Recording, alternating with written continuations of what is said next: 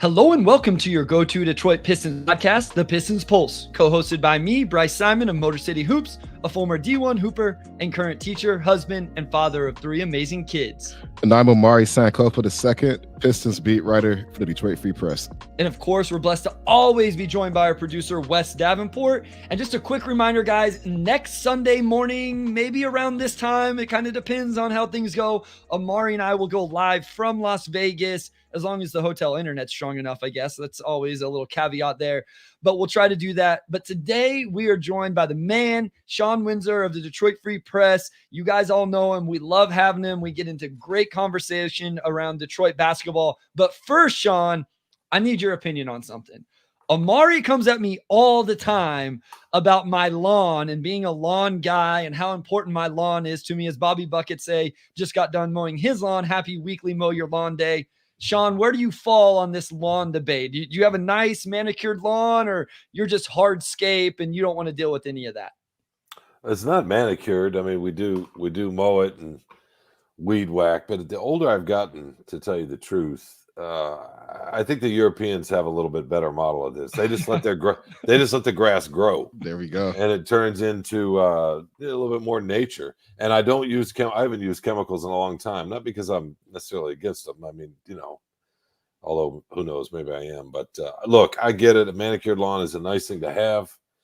But maybe we've got this backwards with our obsession with our lawns over here in this country. So I don't even know how we started talking about it. I'm anti-lawn in general. So anti. I've never been a homeowner, obviously, so I haven't had to cut grass since I lived with my parents, but I just always hated it.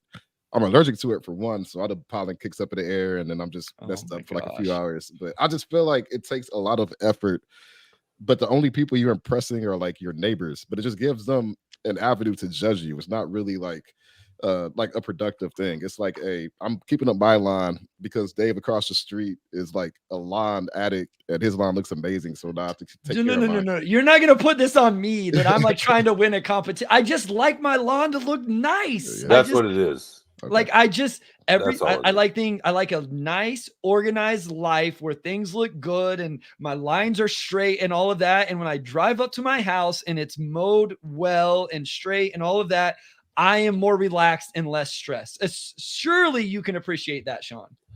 No, for sure. And that's the reason I haven't actually mowed my lawn this summer, because my son's been doing it for me. He moonlights in the summer at a golf course a couple days a week. Most of us can play golf at the University of Michigan course in Ann Arbor.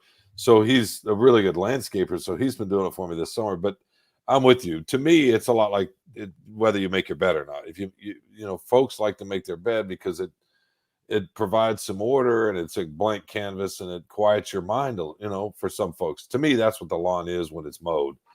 It settles the soul a little bit. It has nothing to do with your neighbors. Okay. Well, I will also say, thank you, Sean. Thank you. Okay. Well, we got Bryce posted some photos in the chat yesterday, and Bryce's front and back is just impeccable. His lawn is impeccable. Like, you have the lines, like he has it edged up. Like it's a 10 out of 10 line. Like, I will give Bryce that. Like, he is the one setting the standard on his block, 100%. Edging it up is different. Weed whacking and mowing is one thing, but edging it up, that's a fastidiousness level that says something about your personality, a little OCD, right? The people around me would say I have quite a bit of OCD. My students come into my room during passing periods and they will move stuff on my desk around, and I can't start the next class period until everything is back where it's supposed to be. So I have a small case of OCD. Okay, one more question. Sean, have you watched this show, The Bear? I know Omari and I have talked about it. Have you got in on this show? It's a cooking chef show, restaurant show. Have you watched this at all or no? I have. Okay. What are your thoughts? Because it stresses me out. I was like stressed out watching it last night. Are you a fan? Are you all the way caught up? Where are you at? No, I finished the third season a few days ago. In fact, last year when I was in Vegas for Summer League, I wrote a column about the omelet that oh God, I can't remember her character's name. Spoilers. No. It was second season. I'm only on episode 4 of the first season. Oh, okay. Well, there's an omelet that gets made somewhere in the second season, and I wrote a column about that omelet. Okay. Love it. For when I was in Vegas. I don't remember why doing it, but yeah, no. So I like the show a lot. The third season is, yeah. Well, we'll see what you think. I haven't enjoyed it as much. Yeah, Amari, you had a tweet, right? That third season left you a little bit I hanging. still have to Or catch up. So I saw season 1, and then I lost my Hulu access. So I still have to okay, catch up a bit. But there is one. You haven't even gotten to the most stressful episode of season 1. that's I what don't everybody think keeps yet, telling Bryce. me. So Yeah, that's what like everybody there keeps was one. saying. I didn't find it super stressful, but then there was one episode that was just like anxiety from start to finish. So Okay, let's get into this. That's Oh, go restaurants, ahead. by the way. I worked. I was a short order cook for a long time, so I can relate to it. Very cool. It's All real. right, we're going to get into this. We're going to kind of just play the offseason out in chronological order. Obviously, Amari and I have talked about a lot of it, but we haven't got Sean's perspective, of course. And as some of these moves have happened, it changes your perspective on who they drafted and those type of things. And then as you guys are putting in the chat, we'll get to your questions at the end of the episode. So, Sean, let's just go back to the draft. They take Ron Holland out of the G League Ignite. What were your thoughts then? Were you surprised? And kind of where are your thoughts now as we've seen this roster come together just a little bit? Well, first of all, can I say that I wrote a column yesterday about the Pistons, and was either my 7th or 8th column about them in the last 2.5 weeks. At one point, I wrote 5 straight columns on the Pistons. No other team, no nothing. And that is, the editors and I were joking at the Free Press. That's easily a record. I've never done that because I've not been a columnist when the Pistons were good. So you just haven't had the opportunity to blitz like that. But that just goes to show you, at least from our perspective, how much news there's been and how much interest there's been. I mean, and people are reading, and Omari will tell you that too. People are reading. It's really kind of amazing. In the middle of February, it right? This past season, not so much, but right now, I don't remember this much buzz. Yeah, it's like I was telling somebody the other day, like not only just the amount of moves in the last 2.5 weeks, but just how tapped in people have been. Like the numbers have been insane for the worst team in basketball last year. It is just, you would think they won the championship. It's really something. Yeah, it's just a great fan base, and what we've seen the last couple of weeks coming off of last year is a reminder of that. Yeah, I mean, our YouTube numbers, you can go to the YouTube page and just look at our YouTube lives and the people tuning in live, but then what the total numbers hit as well. And I don't even know what the podcast numbers are. I assume they've jumped as well. So yeah, I mean, I think it's this has to be, maybe we start here then, Sean. I think it has to be fans' excitement, right or wrong, probably right, about the new decision maker in Trajan Langdon. You moved on from a new head coach. Like there's just all of this newness. So let's start there. We just had a question in the chat from Big Dog Pistons on Twitter. How do you like Trajan? What have you thought about the hire and his job so far? Let's start there. Just when they hired Trajan and all of that, then we can move into the draft and some of the moves that have actually been made. Well, let me combine those two because they kind of fit together with Trajan and Holland. So what I thought, I like Trajan so far, what he's done. I like his demeanor. I like what I like the patience he showed. And as far as Holland and what Trajan was thinking on draft night, whatever else you think of Stuart Thompson, he wasn't going to let that get in the way of it. I know some people thought maybe there's overlap, whatever, a couple of wings that are good defenders. They do have somewhat different skill sets offensively, but neither one of them is a knockdown shooter, right? So he wasn't worried about that. This is a guy that he thought was the best player available for him. And he told us afterwards, I'm sure Amari's talked about this. I don't know if he told us that night or maybe he told us when he introduced Holland that he thought he could be the best player in the draft, period. GMs don't say that. I mean, right? They don't typically say that unless they really believe that. So I like that. There's some conviction there. And I thought that was interesting, but he sees a guy in a league that's headed towards, the Celtics just won with 4 wings basically, and Porzingis, and you could even say Porzingis in his own way is a wing. So it's a wing heavy league, and that's what you got to do. Denver's an outlier, kind of like the Warriors were an outlier with Steph. Denver's an outlier with Jokic, but wings still matter. So I liked what he did. He took his shot. No doubt. How much did you, just watching Ron Holland and what he can do, I guess, what's your overall opinion of him as a player? And was he somebody you sort of kept an eye on going into the draft, or was it more so after the fact you look and you see why he stood out at number 5? I mean, I'd seen clips, I guess. I mean, I wasn't at any G League games. Yeah.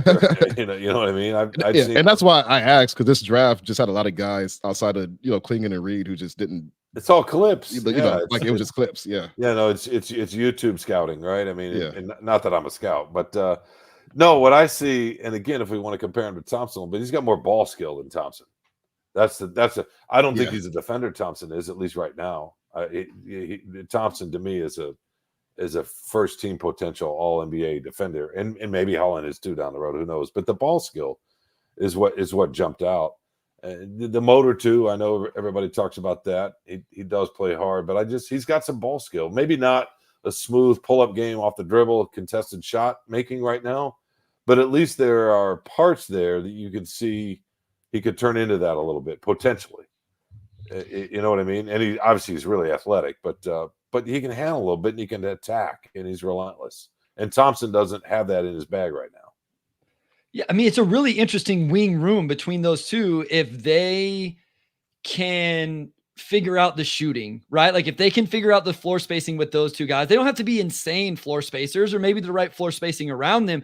That duo on the wing defensively could be really, really interesting. I agree with you, Sean. I think Asar has a higher upside defensively. I thought Ron got this elite level defender coming out of high school, and I don't think he quite is that. I don't think like on the ball he's that type of defender. He's not as athletic as Asar. Very few players are, even in the NBA. So I think there's good upside there on the defensive end, but I think he has higher upside offensively. I went through the whole process saying I thought if you wanted a real two-way wing, Ron Holland was your guy at the top of the draft. The ceiling is there. What is the percentage outcome?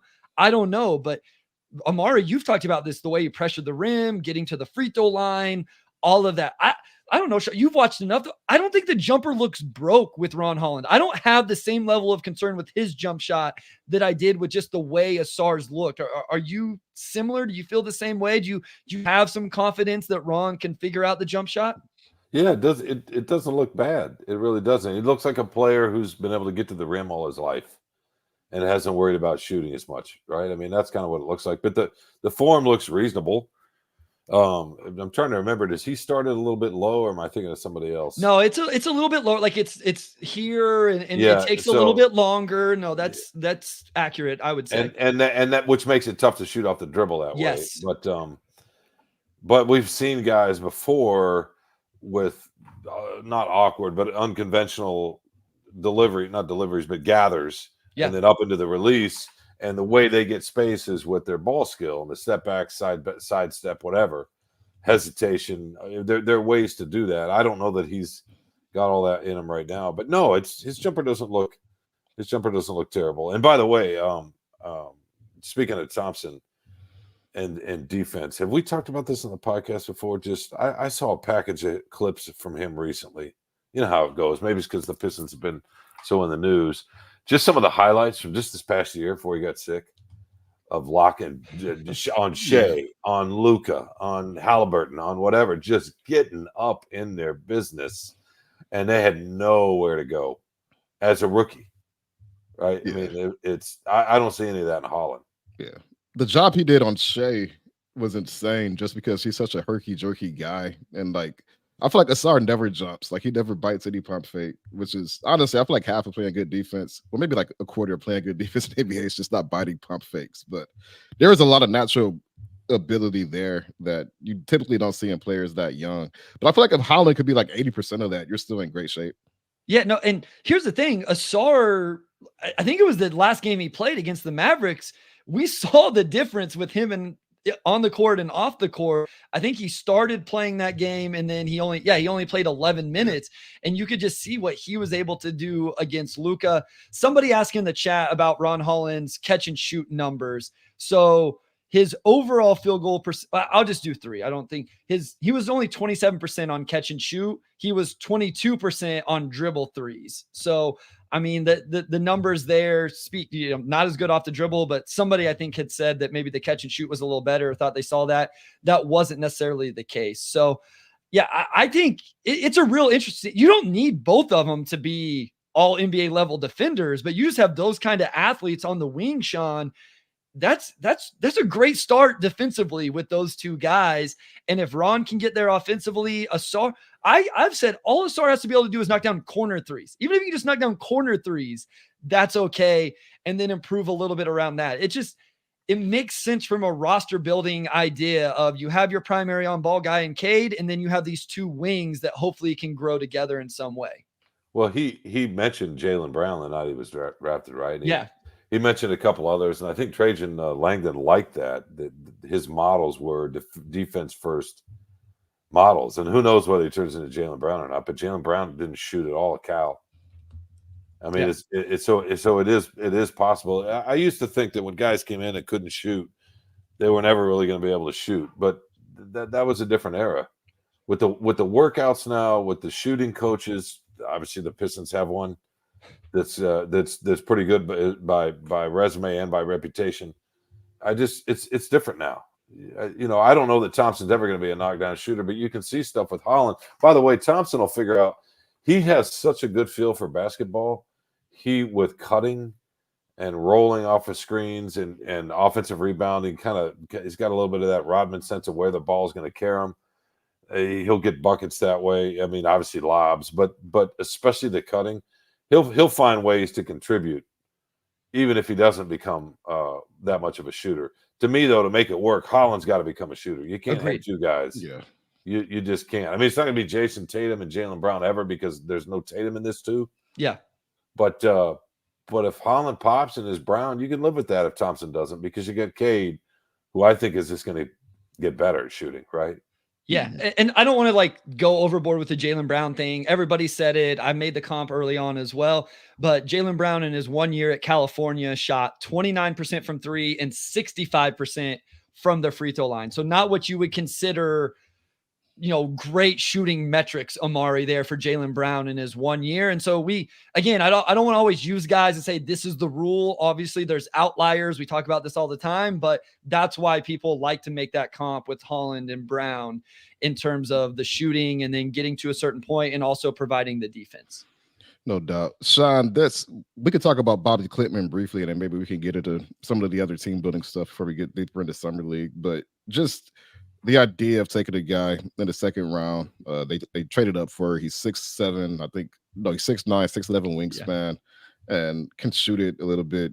Just what do you think about him as a prospect? And then also just looking at how he kind of fits this archetype that they've sort of prioritized through this whole process, whether trade or draft. I mean, why not take a flyer? It's the second round. I like the length. He's got a nicer looking stroke than Holland, right? I mean, he's not as quick or twitchy or any of that. But the length, I mean, obviously the height and the length with the wingspan is intriguing. You get somebody that's 6'9". Again, he also seems to have some. You listen to him talk. He's got some juice. He's got some personality to him. And that's the other thing that jumps out about Holland. How many times did you see him on a team that wasn't winning, pumping his fist, right? I mean, you can see just the energy and the attitude. I think that matters. And you can see a little bit of that with this guy too. And I don't think that's an accident from what Langdon is looking for.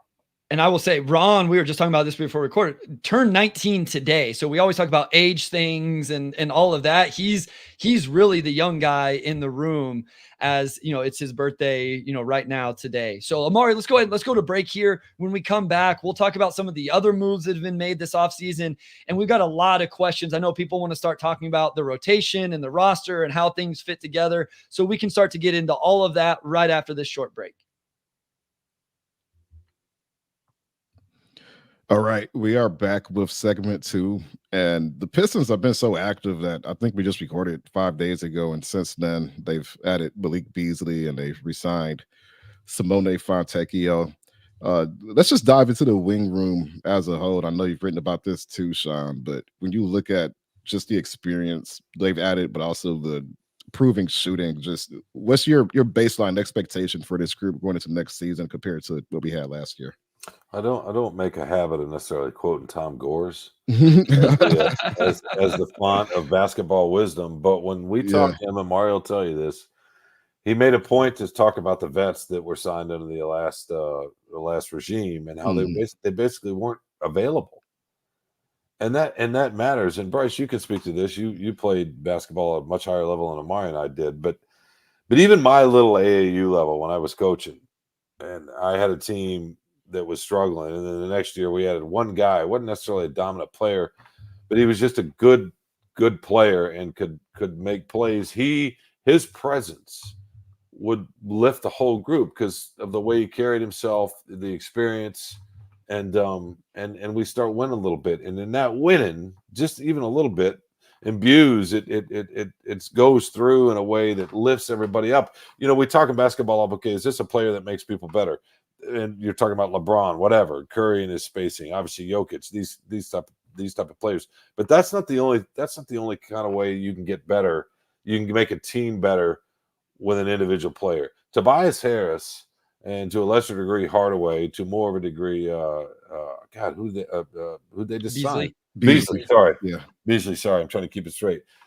Their presence and their experience, it's not just the floor spacing, the way they carry themselves, especially Harris, that matters to me a lot. You can't, I wrote this yesterday. I don't care how good a prospect you are. If you're losing at a historical rate, it's hard to develop.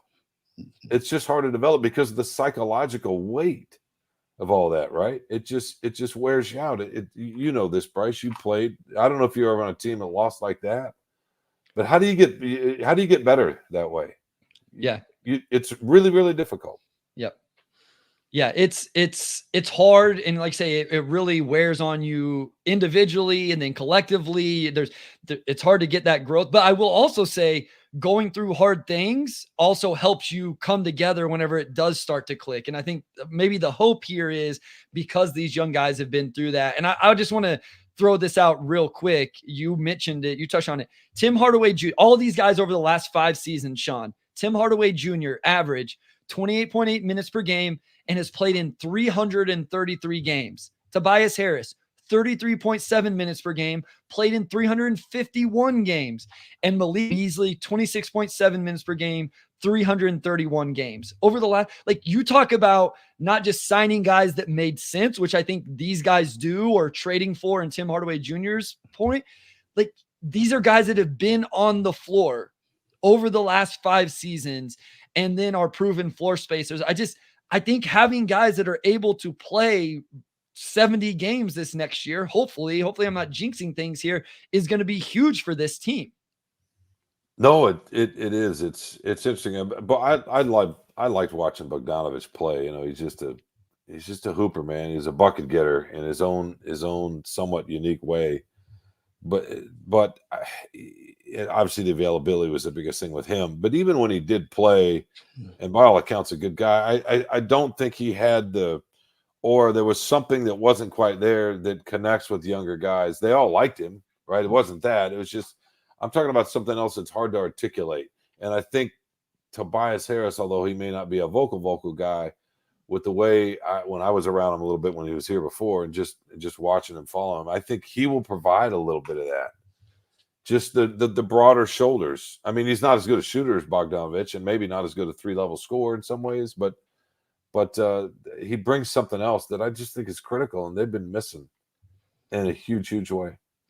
And I also just remember all the moments last season, especially late in games, where the execution wasn't there, but just the visible confusion you saw on the court on both ends, on every other possession with this Pistons team. And even with the vets they did have, and I know that there were some availability issues, but just having older guys who have been through so many scenarios could even just, like, I think what really hurt Monty from a rotation standpoint the way he wanted to run his rotation at least, is that you only got so many guys on the team who were like battle tested and knew how to solve certain situations, right? So I feel like now with JB, if you need a court full of adults, you could pretty much do that, right? Like, there are not going to be too many scenarios where you're relying on 4 guys on rookie contracts with 6 minutes left if you don't have to do that. I feel like he has a lot more options to go with older guys, which should help lift overall floor for this team.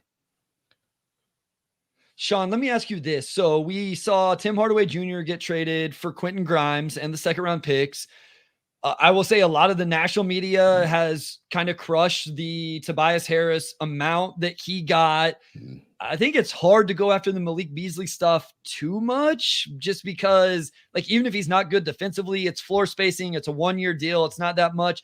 Do you have any quibbles with any of that? Like, is there a part of you that would have liked to see what Critton Grimes could have become as maybe more of a 3-and-D younger player? Any issues with the Tobias Harris contract? I mean, right now it's been a lot of positivity from us. I don't purposely want it to go any other way, but were there anything in any of those moves that maybe you would quibble with just a little bit? So Grimes is interesting. If he develops, I mean, where's he going to play?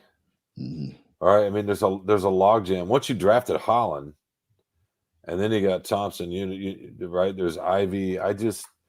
To me, that was just sort of a numbers game, and what's going to happen. Hardaway, look, I get it. He's not going to check. I mean, we know what he is, but he's a pro. It's been a long time. He's going to be just fine coming off the bench and trying to come in, and every few games he's going to go on a heater and give you a chance to. You're not going to fall down by 10 or whatever. You watched that all last year, Omari, right? Mhm. Cunningham goes to the bench or whatever, and I don't know. I'm not saying Hardaway's going to fill in for Cunningham, but just having somebody come in and make a few shots in early in the second quarter or early in the fourth quarter. I think maybe Grimes does that, but I just think the fit, the professionalism, having somebody who fully accepts their role. I'm not saying Grimes wouldn't have, but Grimes is trying to bust out in a way. We already know who Hardaway is. More importantly and more critically, Hardaway knows who he is. Mhm. So that trade, plus he got some 3 second-round picks. I had no issue with that. The Harris thing, it's interesting. I don't know what you guys think of John Hollinger, but he called that number ahead of time. Yeah, he did. Interesting. Yeah, he did. Almost exactly. He did. So whatever kind of stock you want to put in that, I get it. Omari and I have an editor who's at the Free Press, who's a Philly fan, and so he's looking at the last game he played. I don't even know if he scored in that last playoff game against the Knicks. I don't think he did. I think the game before, though, he was up in the teens, right? But so there's some emotion there, right, Bryce? Real quick, I just want to give the Tobias Harris playoff thing. So not good this year, right, guys? You know what his previous 3 playoff runs, what his numbers were? 18 points a game on 50, 38 shooting splits and 37 minutes per game. So it's not like there's no history. And here's the other thing, Sean. Who cares? Are the Pistons going to the playoffs this year or probably next year? If Tobias can be what he's been in the playoffs the last 5 seasons, then that's fine. But like all 3 of these guys, it's the same thing. They weren't great in the playoffs. Well, that's okay. Detroit's they don't need playoff guys right now. No, they need guys that can make plays and help a young team learn how to win in the regular season a little bit. And we're not talking about, playoff wins. We're talking about, if they double their wins, that's still just 28. Yeah, right. Yeah. Right. So that's what he is here to help with that. That's what he's here. We're not worried about the first or second round of the playoff against the Knicks. And is he going to disappear? Is he a third option on a contending team? I don't know. Maybe not. Philly fans would tell you no. Our editor would sure tell you no. And I get it. There's recency bias, but the guy's been a good, solid professional for a long time, and they didn't pay him $50 million a year, and it's only a 2-year contract.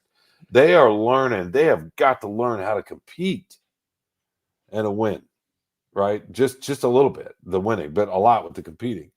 And that's why he's here. I mean, to me, of the 3, he's the one that's coming in as a starter. Yeah.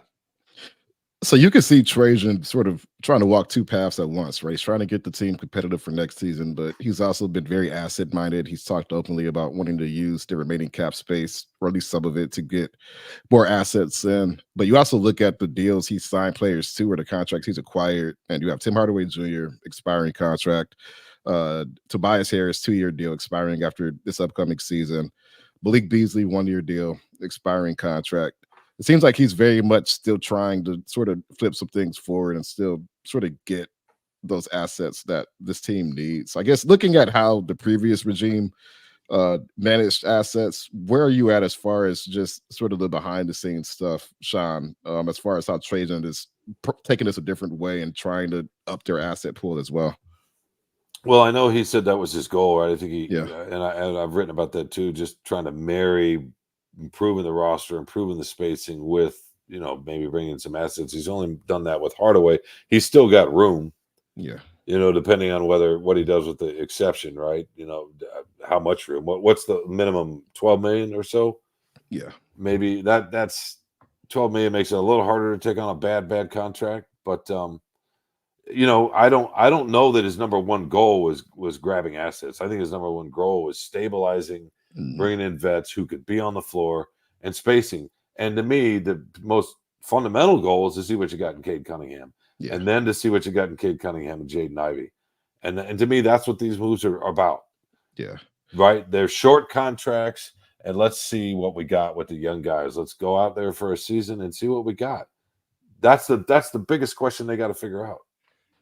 YouTube user says not a single first-round pick exchange as part of salary dump this offseason to my knowledge. I will say the two that I wish Detroit could have at least thought about. The Josh Green one, I would have loved for them to get in on that. He got salary dumped to Charlotte for essentially nothing to make room for Klay Thompson. And then the trade that happened last night with DeRozan, it's a like 20-30 or somewhere around there. I think it's a pick swap, though. Wes maybe can check that for me for sure. I think it was an unprotected pick swap. I don't know if it was a straight unprotected first-round pick, but those have been the ones. But they could still – there's still moves to be made here as well in terms of they could get on another trade if Brandon Ingram gets moved somewhere or somebody else. Or is there some free agents on the market? Tyus Jones is out there. I know we have these questions coming, so I don't want to get too much into it, but – is there something you would like to see to finish off the offseason, Sean? Or do you look at it and go high upside wing with Ron Holland, floor spacing vets with Tobias Harris, Tim Hardaway Jr., Malik Beasley, and you feel pretty good about where the roster's at right now? I mean, like I said, $12 million is hard to go get a first-round pick with that amount of money, right? Yeah. Who you gonna I mean, look, if you want a first-round pick, go. Then we're going to do this. You got to go get Zach LaVine. Yeah. Yeah. You got to absorb 40 whatever million bucks and close to 50 the next year. I mean, that's what you got to do, especially if you want it from a team where that pick is going to be somewhat valuable. You don't want a late first round pick taking on 40 million bucks. But how many opportunities are there? I mean, Chicago can't give him away. They'll definitely attach a first round with that. But that was the choice. And then LaVine, I don't think is the right fit for here. Then you get in the way of Ivy again. Yeah. And you want to see what you got with Ivy. And you're not playoff ready. You're not contenders next year. So why do you do that? So to me, he's been smart. Look, he said assets, and I think that got all of us thinking, all right, he's got to do that. But he never said just assets. He said assets and shooting. The other point I'll make about these signings and the trade with Hardaway is it takes pressure off Holland. He doesn't have to come in like what we've seen with Cunningham, maybe not so much, but Ivy, Thompson, they all came in and they got thrown into this. Holland's going to be able to sit back a little bit more and learn in a little bit more of a traditional way. It's not because he's joining a playoff team with all these vets, but because of the roster, because the way it's constructed now, he's going to have a little bit less pressure. And I think that's good as a rookie. No doubt. If you look at areas of need on this roster that haven't been addressed that they possibly could, do you still see any other pressing areas they should shore up going into next season, or at least try to, whether free agency or trade or whatnot? I guess it depends on what you think of Sasser, right? I mean, another two guard. I mean, what do you think, right? You can see. I mean, you gave up Grimes, and you brought in. I mean, Hardaway, I guess, could sort of be that, right? He's a pure catch and shoot guy. He's not. Yeah. No, sometimes you want your two guard to be able to make a little bit, a few plays here and there, and a little bit off the bounce. Do you see Sasser and Ivy being able to handle those backup point guard minutes? Ivy showed the end of his rookie year. Mm-hmm. I thought some of that potential.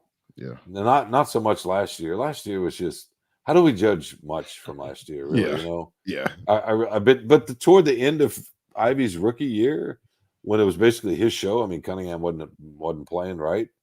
I thought he showed some of that potential, and he likes to pass. He likes to look. I don't know how well he reads the floor just yet, but maybe Bickerstaff and this development staff can help him with that. I think that's another thing they want to take a look at, right? Okay, I want to ask about that. You brought up Bickerstaff, and then we'll talk about this and we'll go to a break, and then we have a bunch of questions. Guys, if you have any questions, get them in there, and then we'll try to get through as many as we can after the break. Thoughts on moving on from Monty Williams, bringing in JB Bickerstaff? You mentioned Fred Vincent earlier. Sidney Lowe, I believe it was announced yesterday, is coming with Bickerstaff. Where are you at just with this coaching room as a whole? It doesn't have to just be JB. Well, Vincent is obviously interesting and he's literally made guys shots better. So I think that's a good thing. And obviously Langdon wasn't going to go get a head coach that was threatened by hiring a shooting consistent coach first, right? That's fairly unusual. Yeah. You don't see a GM or a president of basketball ops say, I'm going to go get this assistant coach, and then the head coach is going to have to deal with this. So clearly he had to figure out, that whoever he brought in as a head coach was going to be okay with that. Here's what I know about Bickerstaff. His teams get after it, man. They do. And Omari can attest to that in Memphis. He was there. They overlapped some down there.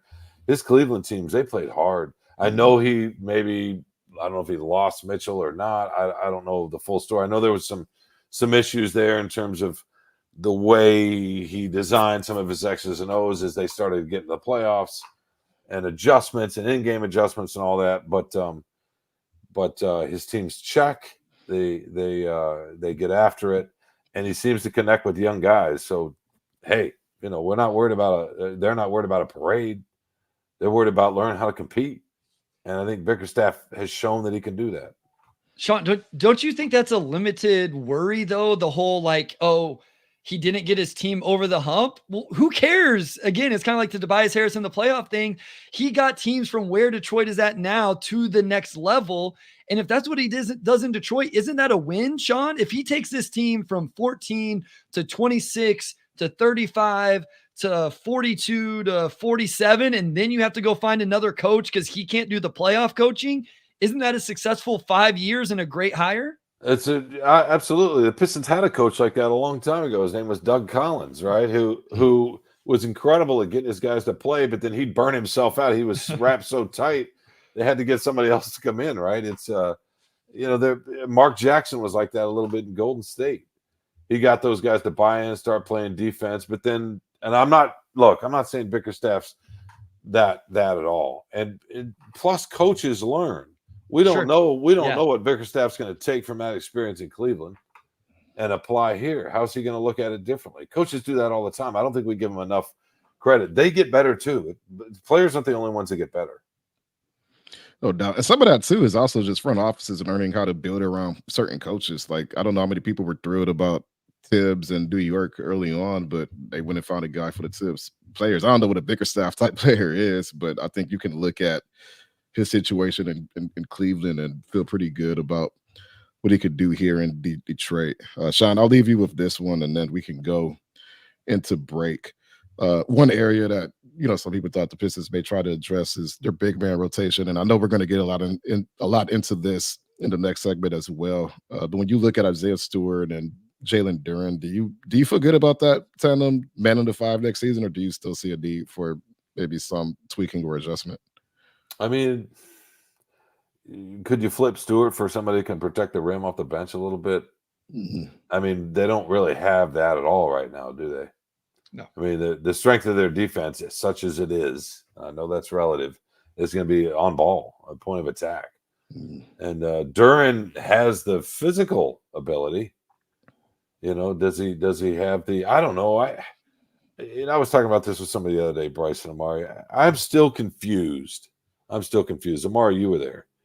Those first couple of games last year, Duren was blocking shots, and his weak side defense looked pretty interesting and committed. He was kind of all over the place. Miami, then home for Chicago. I'm trying to remember who was after that. When did he get hurt? Against Charlotte. It was Miami, Charlotte on the road. And then Charlotte on the road, and then home for Chicago. Like, wow, this guy. And then he gets hurt and didn't play like that the rest of the year. It was confounding. It's confusing. And so it's easy to say he's never going to be a defensive player. I don't know. I mean, that's another reason to bring Bickerstaff in, right? Because you got a guy with a fair amount of physical skill, and who seemed, at least for a couple of games, to be interesting defensively. Do you guys still have any idea where that player went that we saw for those 3 games? And that's why I wonder if he still had lingering ankle issues, because it was just a complete, like, he was physically dominant in those games. And you look at his end of season stats, and he averaged fewer blocks and steals per 140 or whatever, as a sophomore. Usually don't see those numbers regress, which it did make me wonder if there's a little bit more going on there. Yeah, then to me, he's got to fix other things. His body language when he's not making shots, the way he gets back down the court, he's got to get in better shape, right? And I know that's harder for big men, especially young big men. You got to learn that. He's got to learn to compete more than anybody else on that roster. No doubt. And if he does, then I think the defense will come along with it at least a little bit, 100%. We're going to go to segment 3 really quickly, and when we come back, we are going to take your questions. So go ahead and get them in now if you haven't yet.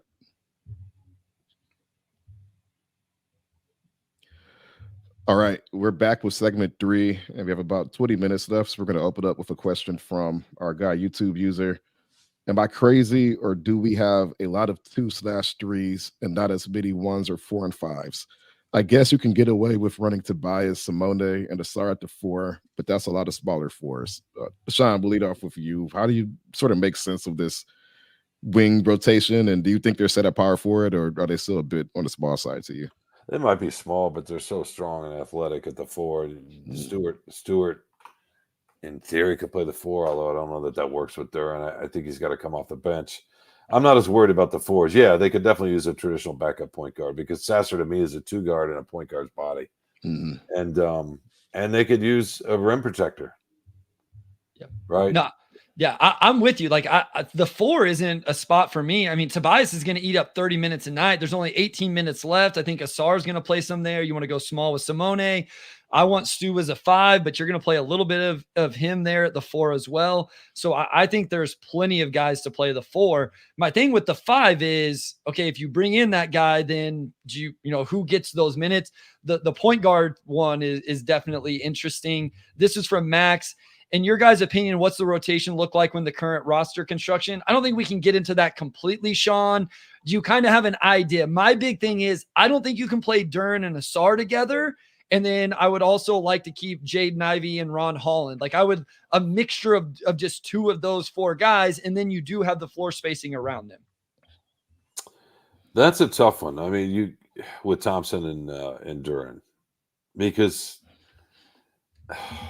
we saw last year, you guys were talking about that Mavericks game and the way it changed when he got hurt and left that game. And I know obviously that's hardly a sample size at all. It's just one game, but at some point you got to figure out how to play those 2, don't you? Yeah, it would be nice. Because then what are you doing? You're going for shooting. So you got Duran, Harris, and who? Fontecchio. No, I think that's why it's interesting. So in this, Ryan says Asar needs to start. Johnny says Asar doesn't need to start. Does Duran have to start? Like, that's what's interesting here to me is, like, and we're not even talking about Ivy starting, Sean. So, like, he probably thinks he should start. So you have Ivy, Asar, Duran, who have all started. In no world do you want to go acquire all this floor spacing in the offseason and then start all of them together. I just think the rotations, while I like what they've given him, Sean, I'm interested to see how JB navigates all of it. Yeah, to me, it'd be hard not to start Ivy. Mm-hmm. I just don't. You want to see what Langdon said recently that he thinks that they can play together. Yeah, but they got to figure that out if they can.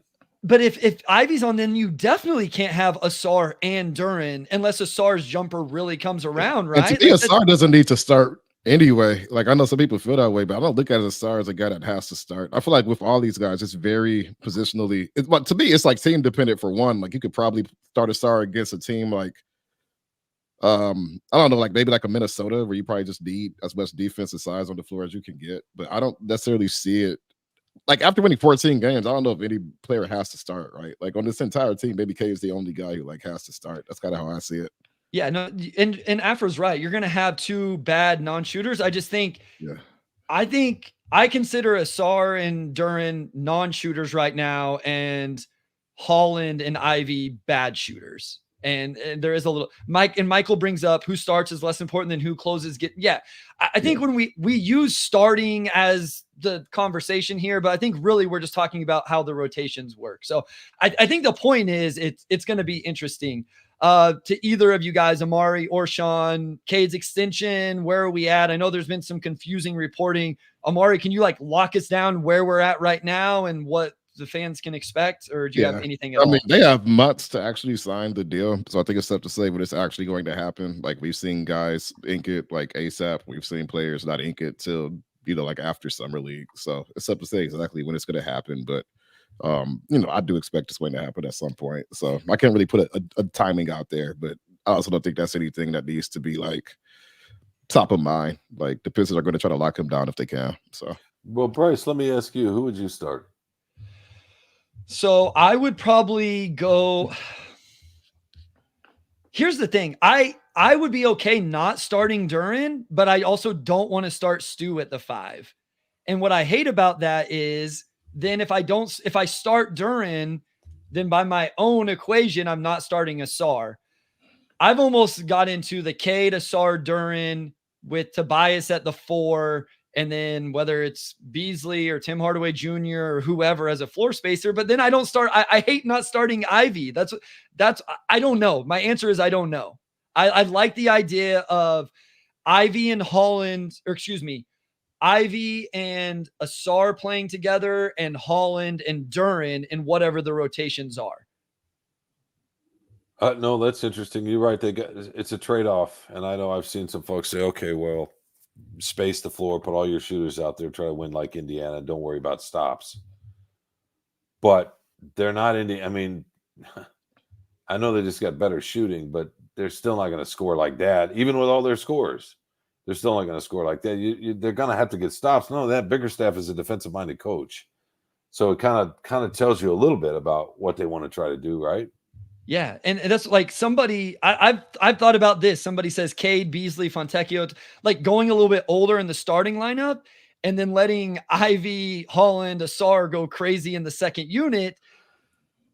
I don't know, man. But real quickly, if you got just those 3 on the floor together, then where are Ivy's driving lanes? No, where are Holland's driving lanes? Exactly. Together, honestly, right? You know what I actually really like the idea of doing is actually Ivy and Duren together. And then we get to see this Asar and Holland pairing, even if it's in quote unquote the second unit. So I don't know. I don't know where I've landed. Michael brings up a good point. It's going to come down to how they stagger things and make that work. So, well, the other thing you don't know is what kind of effect the gym is going to have on Ivy this correct. Summer. Yeah. Is he going to come back and shoot 36, 37%? That changes everything, right? If it does.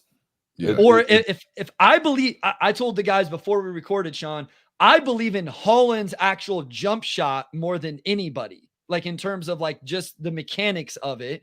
What if Fred gets in the gym with him and is able to tweak just one little thing that he wasn't doing? And he's a good catch and shoot guy. This really, the equation changes a lot if Asar even becomes functional or Ivy becomes league average, etc. Now you don't have all these questions. No, you don't. It's funny on draft night. Not that I want to go back and revisit draft night. You could have made an argument, and I wouldn't have ripped him for this.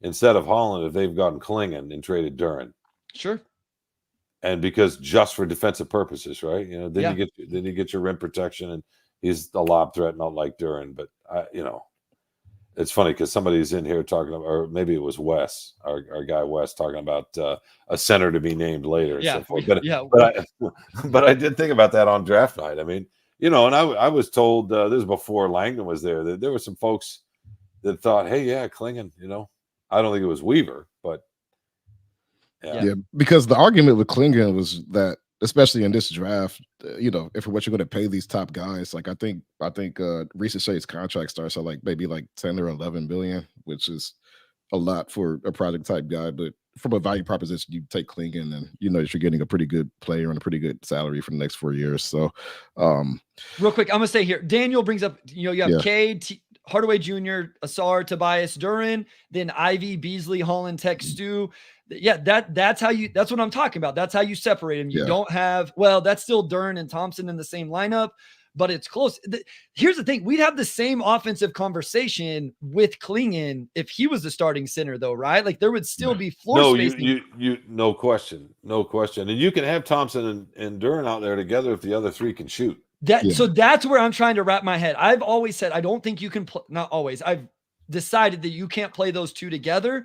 But if you have three other real floor spacers, like real volume floor spacers, maybe that's more functional still than I'm giving it credit for. So yeah, because Duran is a serious lob threat, so that you can use those two and space around those two, right? Yeah. And then Thompson can cut off of that, and you get two other jump shooters. So to me, that's a serious possibility. Yeah, okay. I mean, just having three shooters on the floor at all times is a step up from last season. Step up. Yeah. On paper, where do y'all rank the Pistons in the East? I would say around 12. So who are the I guess on paper, the non-playoff East teams, right? You have the Wizards. I was just going to say Washington. Yeah. Brooklyn's maybe tanking harder than anybody. Yeah. Right. Like they have to, like they're in tank mode. They got their picks back. Charlotte on some level, like they'll be better, but still probably not like a 41 team or anything. Well, ball will be right. They have an interesting roster there with Charlotte. Like they added Josh Green. And I like that Alabama wing. Why am I not Miller? Brandon Miller, who showed some stuff. I mean, he might take a leap, right? So I mean, your hope is the Wizards and the Nets. Maybe Atlanta gets worse if they end up a trade. The Raptor Toronto's not going to, because like they're Scotty IQ. Is Atlanta and Chicago are the X factors, right? That could potentially go a different way. And if you get an injury from a team here or there, I feel like 12th, what would that be? 15, 14, 3 teams below them. Yeah. That's probably high end, right? Is that high end, Sean Omari? Probably. I think so. I mean, that's about 12. 12. Maybe 11 in the best case scenario. I don't know. Yeah. I'd say I mean, if you could beat the Wizards, if you could beat Brooklyn, and then it's just one other team, like maybe if Atlanta or Chicago takes a big step back, but it's still a good conference. I mean, Magic got better. Like you said, the Celtics, Knicks, Bucks, Cavs, Pacers. Philly got a lot better. And Miami maybe is a little bit of an X factor. Maybe, like, I still think they're going to try to compete, but they have some stuff to figure out. So just back to the thing we spent some time on. YouTube user says, I think there are a half dozen lineups that make sense depending on situation. This is a huge step up from the last few years. I think that there's some truth to that. Like just the fact that there's some functional lineups that we could feel good about makes sense. Arctic Blitz says, what's the realistic floor, median, ceiling? I'm not going to ask you to do that, Sean. Where are your expectations right now? 14 wins last year. Are you looking for double? Are you looking for plus double? 10? Okay. Yeah, double. I mean, plus 10. I mean, let's say double. That'd be a good ceiling, I think. Excuse me. I think about Orlando, right? They took a leap last year from the year before with Banchero. They had the right vets. I mean, obviously Wagner and Banchero already. But what if, and I know it's a big if, Cunningham takes another step and Ivy's shots a little bit. I mean, what if those two guys come back and they're just better? That changes everything, right? I mean, we just watched Orlando do that because they had the right vets and they didn't shoot much. They're huge, but I mean that to me is your best case scenario. But I don't know, somewhere in the 20s in terms of wins, I think would be good. Well, one thing this team was not good at offensively last year, I don't know how much better the defense is going to be. They didn't shoot the three very well, and they turned it over a lot. And the three guys they brought in should help with that. None of those. Now, part of the reason those guys don't turn it over is their usage isn't high, but they definitely space the floor. Sean, let's reminisce here. So Caleb says, I remember when you and Vince would do your random vids on the phone when the Pistons were mediocre, good old times. What's the story behind this? Was this at games you would do these, or what? Yeah, this was a game. Yeah, we used to do these videos post games, and they were mediocre is probably a good way to put it. One of those years they were a playoff team. I remember they played Milwaukee, I think, and got swept. But Vince and I just used to rap about, Vince. It's funny. I love Vince, but I don't know how much Vince actually loves basketball. And I used to kid him about that. He's a college football guy. Yeah, but he was a good beat guy, and broke news. He was a pro. He was a total pro. All right, Omari, pick any question you want in there. I don't think we're going to get to all. We have No, 10 we've got in the about queue, right? yeah, So we got about 5-6 minutes. Go where you want, Omari. Yeah. Who were our backup 4 and 5 next season? So I know when you said you would trade Isaiah earlier, some people were like, "Well, isn't Isaiah Stewart our best rim protector?" and this and that. Like, are you comfortable with just Duran and Isaiah being starting and backup 5 next season, or do you still think they really need to go and get? Not really, not unless the Duran we saw in the first few games that's going to be the Duran that builds this year. Yeah. You can survive. I mean, plenty of teams don't have 2 rim protectors. Denver doesn't have any rim protectors. I'm being silly here, but I mean, so technically it can be done, right? I mean, Boston, they were great defensively, and obviously Porzingis made a huge difference. But when he was out, they kept winning, and Horford wasn't a rim protector. But they were so good out on the perimeter defensively with all of them. I mean, you got Holiday's probably the best on-ball defender, and White and Brown and Tatum. They're all so good defensively. So that's the thing. That's another point. Cunningham, to me, showed decent defensive instincts and even on-ball defense as a rookie. Mm-hmm. And then I don't think he's been anywhere close to that. To me, he's got to get better defensively too. Yep. No, that's the answer to the rim protection, right? Is Holland, Asar is what we've talked about. Holland's really good. It's not going to be right away. He's a rookie. Cade takes a step forward defensively. J.I. really takes a step forward defensively, and you can counter some of that. Real quick, any Omari or Sean, Asar at Summer League? I know there's health stuff along with everything else. I don't know if you had any updates on that. Yeah, I think we'll have some clarity on that pretty soon. Okay. We've talked a lot about Ivy. Sean, what do you think Ivy's role ends up being? You kind of mentioned him starting. Is it him starting and then staggering and playing more on ball in the second unit? What's kind of the role you envision for him? To me, that'd be the ideal. I think that's what they want to see. Does he have that in him? Right? They stagger the minutes. His shooting improves enough that he can play with Cade primarily, and that maximizes Cade, or at least opens the run. It's a longer runway for him to figure himself out. That's important too. But in terms of, I can see he's so quick, and he's so explosive, and he's got to tighten that handle up. I know Omari and I have talked about this before. That's another thing, and we'll see. Does that get better through the summer too? But yeah, to me, ideally, he starts. That's the backcourt. They both improve their shooting. They're both at least more in tune on defense. And then they stagger, and Ivy gets the ball for however many minutes a game and builds on what we saw late in his rookie season. All right, we're gonna finish with 2 first. When is the first game? They play Saturday, Omari? Yeah, like Saturday, 3:30 Eastern, I think. Like something around that. I'm about to No, it can't be 3:30 East. Is it that early in Vegas? Maybe it is. That you might be right. All right. Check. I remember seeing 6:30, like all those games we were like at 6:30 or something along the lines of that. So I'm about to. Sean, are you going out?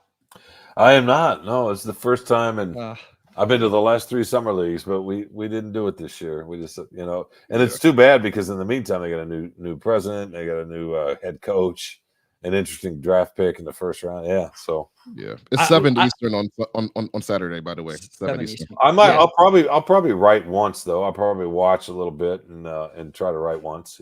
Yeah. I keep telling people I think this is the year everybody's taking off summer league. Right? Everybody went last year. It was a madhouse because of Wemby. This draft wasn't exciting, so people are going to take this year off, and then they'll come back next year with the Cooper Flag, Ace Bailey, VJ Edcombe draft. Last one. Do you think they will add more pieces this summer, or more likely to test out this current roster before making more moves? So, like, where you think we've seen the moves, Sean, Omari? I know we've talked about, the money thing is interesting depending on the mechanisms and the order of operations. I've seen Paul Reed, I think would make a lot of sense as somebody that they would bring in. I bring up Don Barlow. I know there's Tyus Jones comments in the chat. I think that could make sense as that backup point guard if you didn't want to give him to Ivy. Sean, would you be comfortable if this was it, or would you like to see something else? Or, what do you think we see for those final, I think, 3 roster spots? I think, a backup point guard of some kind, and if you get lucky with some rim, a little bit of rim protection. Other than that, I think the goal is, to me, I think the roster's fine. I think the goal is assets.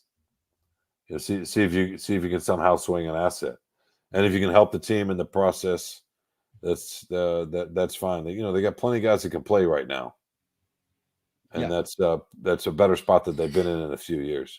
Yeah, I mean, I looked through the rosters, like there's 11 dudes on the roster right now who they think that they're going to be in the rotation and be able to play and should play, which isn't bad, right? You need Omari, we were talking about this. The injuries are going to happen, all of that. Ashton joined us today, said, my dog, we appreciate you, Ashton, for tuning in. We've been talking a lot about your guy, Cade. Amari, thoughts on the rest of the roster, and then we'll let Sean get out of here and let everybody go mow their lawns on this fine Sunday. It's a good lawn mowing day for sure. No, I think, the team came in for very clear, vision for what they need next season. I know Trajan on, his introductory press conference mentioned you improve your shooting, you pass the ball better, you do everything better, right? And as you said, like they have like 11 legit guys on this team. People have been asking, like, where does Ron Hodden for the next season? I don't know if he does. He may not play a whole lot next year, which I think is a good spot for your rookie to be in. You shouldn't have to lean on him as hard as you've had to lean on your young guys over the past 3 years. We actually thought last year was going to be that, right? Like, oh, Sarge not going to have to play that much. No, he played a lot. So maybe they're finally there now. And I think if nothing else, that's probably the best thing you can have from a development standpoint is, guys really having to earn their spots every day. All right. We will be back next Sunday. Again, I don't know what time. It'll probably be around noon Eastern because we'll be, over on the, Pacific time. And by the time we get up and get around and all that, we're not going to go live after the game. It just gets too crazy trying to make that happen, get out of the arena, all of that. So Sunday morning, Omari and I will be live from Vegas, and then we'll keep, producing content all off season. I'm sure we'll have Keith Smith back. We'll bring Sean back at a certain point to preview the season. We're getting close to the dog days, Omari. I'm a little nervous because we're getting to that point where there's not as much to talk about, but at least we have summer league. Guys, if you're not watching, there are summer league games going on today. There were games yesterday, all this week, the other summer leagues, the California Classic and the one in Utah. So Sean, thank you so much. Appreciate you. Oh, I love coming on. By the way, don't forget about Fontecchio. I like that guy's game. This was so bad.